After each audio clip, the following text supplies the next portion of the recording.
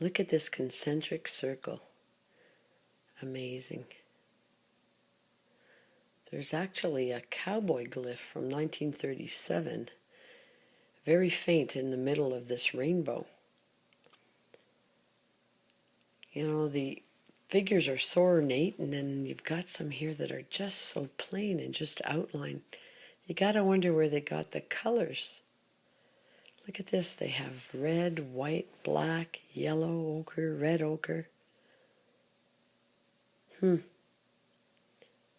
This concentric circle, you know, looks as if it's like a migration, as if they're talking about migration to another place. It almost looks like, when I'm looking around, that there's a deeper cave in here.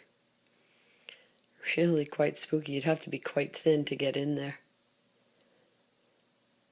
You know, as you enter this cave, the first thing that strikes you is how cold it's. You know, it's very small, and yet, you know, outside there's blistering heat above. And I'm looking right now at some basalt lava flow rocks.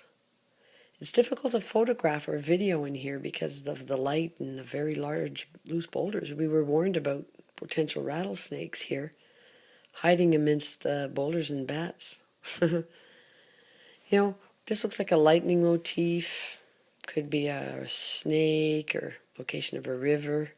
Let's take a look here at what it looks like sideways. There's potentially another chamber.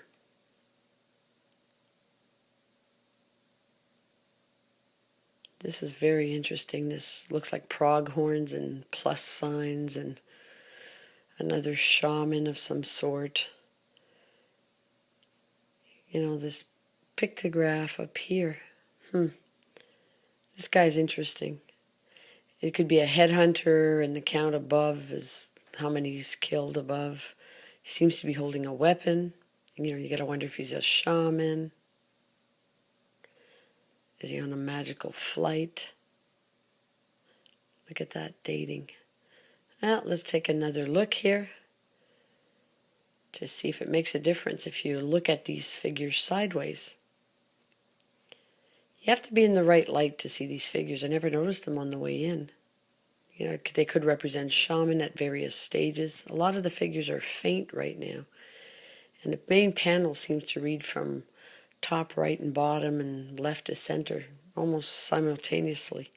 This could be a shaman progressing through stages of a trance while, you know, he's descending into this cave. And this particular guy could probably represents the first stages of a trance, I'm thinking.